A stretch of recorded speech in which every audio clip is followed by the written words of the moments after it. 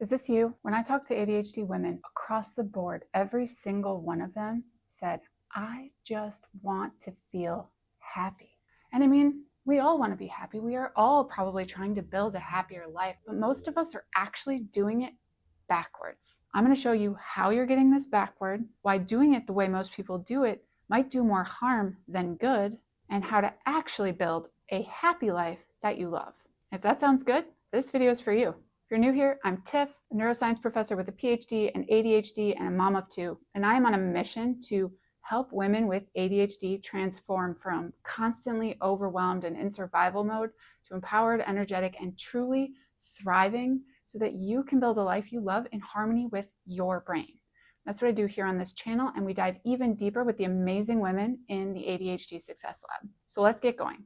Now, it is so easy when you have ADHD to become focused on your flaws because your quote unquote flaws make you feel bad. So you're like, if I fix those flaws, then I'm not going to feel bad. And the opposite of having flaws is happiness. Most people get stuck in this self-improvement loop where you're constantly working on improving yourself and fixing your flaws with ADHD. And here's the thing, ladies. Once you fix one flaw, you're going to find something else about yourself that you think needs fixing unless you fix your self-esteem on a deeper level. Because once you think you're broken, no amount of self-help or self-improvement is actually going to help that feeling. Whether you have flaws like any human and whether you're happy are completely unrelated. And I can say this as someone with a lot of flaws who is now very happy. And I did that without fixing really any of them. What this means is that you can be happy and skip the step of having to fix yourself. And if that sounds good to you, you're in the right place,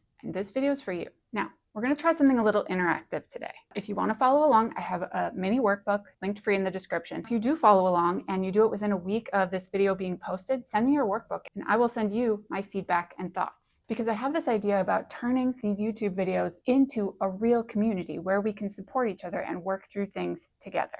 So we'll do the experiment, we'll see how it goes. So pause this and go download it if you want to follow along. So the first thing I want you to do is open the workbook or your notebook, and I just want you to write down where you are at from your perspective. What are you struggling with? What's going well? And if there's anything you're currently working on or that you really want to change about your day-to-day life, put it here now and pause the video and just take a few seconds and do that and then come back. Now, I'm going to give you some examples of what I would have written down right when I was hitting ADHD burnout super hard. And for this part, I would have written down and have written in my journal that I feel like an absolute prisoner in my own life. I feel like I'm sprinting on a treadmill going 10 miles per hour.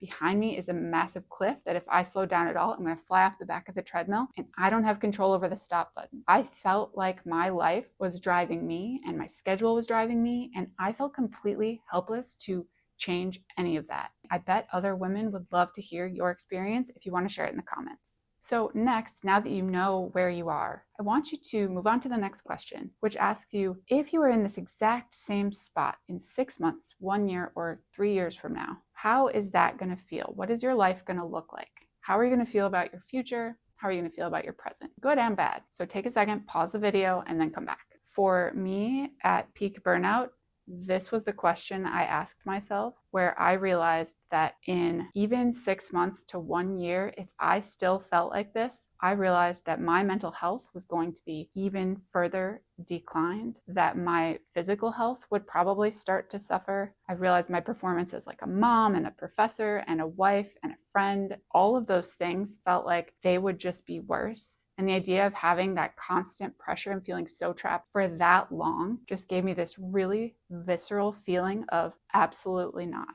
And it was at that moment of absolutely not that was when I decided to make the change. Now, this question can be a little bit emotional for a lot of women because the idea of feeling this overwhelmed every single day for another 6 months, 1 year, 3 years feels really scary. You're not alone. We've got you. And this is really the first step. So it's okay to feel that. So now we get to the fun part. I want you to think about where you actually do want to be in 6 months or 1 year or 3 years. You can pick any of those time frames. What is your life going to look like? Now, I don't want to know if your desk is going to be organized or your kitchen's going to be clean or something like that. I want you to actually think, what in your life is good? What are the interactions with the people around you looking like? How is your nervous system feeling? How are you interacting with your kids or your partner or your friends or your pets? What's your daily schedule looking like? How are you feeling about work? How are you feeling about home? How are you feeling about yourself?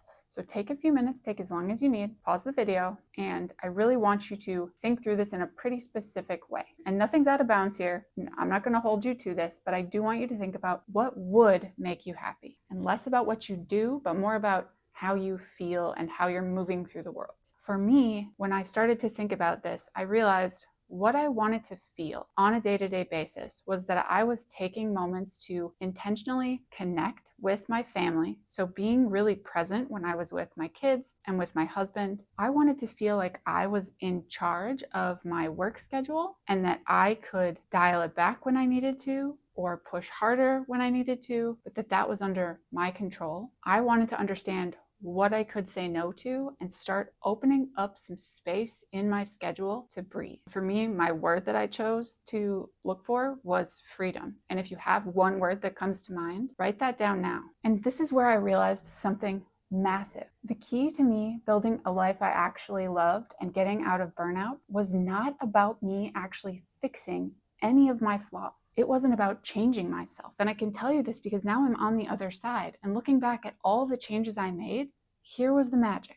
What I ended up doing was actually building my day-to-day life around things that worked for me and my brain and the way that I worked best. Even the mindset shifts that I worked on were built around accepting who I was and looking out for myself and building connection with the people around me in meaningful, small, achievable ways. None of it involved shaming myself or saying anything was wrong with me. It was about putting infrastructure in place to make my life work with my brain. And let me tell you, the minute I shifted my thinking and started just permitting myself to solve my problems in that way, to build instead of fix my life, everything changed, everything became easier, and my purpose became incredibly clear. And the amount of energy I got back, not swimming upstream, trying to make things work that just weren't going to fit with my ADHD brain, was massive.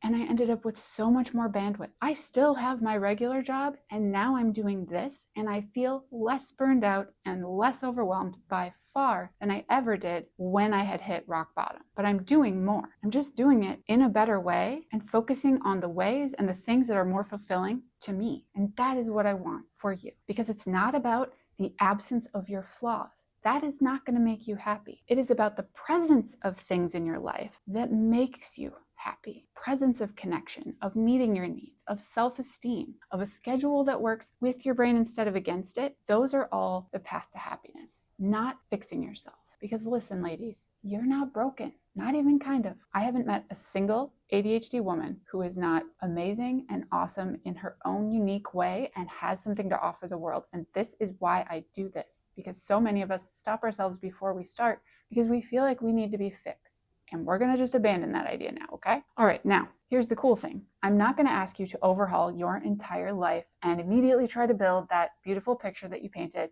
in the last question. Here's what I want you to do. I want you to go to the next question, and I want you to write down 5 things that happen in your daily life, even if they are only brief, that make you feel even a little bit happy or peaceful or calm. Like, these can be tiny, okay? They could be petting your dog, drinking your coffee in the morning by the window looking outside, taking a walk, hugging your kids, hanging out with your spouse, doing some activity, hanging out with your friends. And then I want you to write down next to each of those, what is it about those things that make you happy? So do this for each of those 5 things. So for me, here's what I would have identified. Hugging my kids, playing board games with my husband, being outside in the fresh air, walking, and drinking my morning coffee. Okay, so these were all really small. And what I realized from that tiny list was, 1, I'm already doing all of these things, and I'll tell you why that's great in a second. 2, there were a couple of themes. I really loved those moments because I got to connect, I got to have fun, and those quiet moments by myself were times when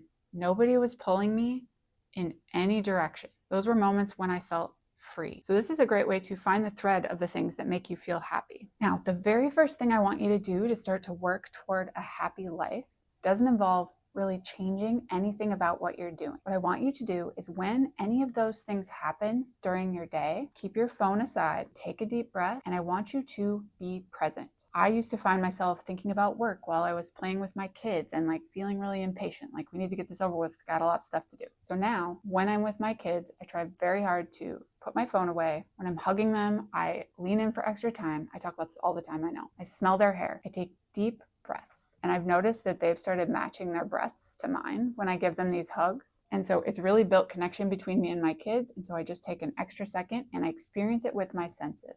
I do this when I walk outside. I don't keep my phone out when I walk outside, and I breathe the fresh air and I look up at the sky and I feel the wind on my face. And I just feel peaceful, and it gives me that moment. So all these things you're already doing, pause a beat and take in the sensory experience of whatever it is, no matter how small. And I want you to practice doing this for like a week. Because what I've found, I started looking for more chances to do it. I look forward to walking outside and looking around and taking deep breaths. I sure do look forward to giving my kids those really long hugs, which I do more than once a day. And so without even thinking about it, I started to notice those moments more, experience them more, and add little bits of that into my day. By just doing this at first, I gained myself so much more peace and energy and bandwidth. And once I had that, I had the capacity to start taking steps to change the other parts of my life to build a life that worked better for me. And it also taught my brain that a lot was good in my day that I just wasn't paying attention to. So now that you've identified those happy things that are already happening in your life, I want you to think about that happy life that you imagined. Because what you'll find is that once you start building toward a happy life that you love,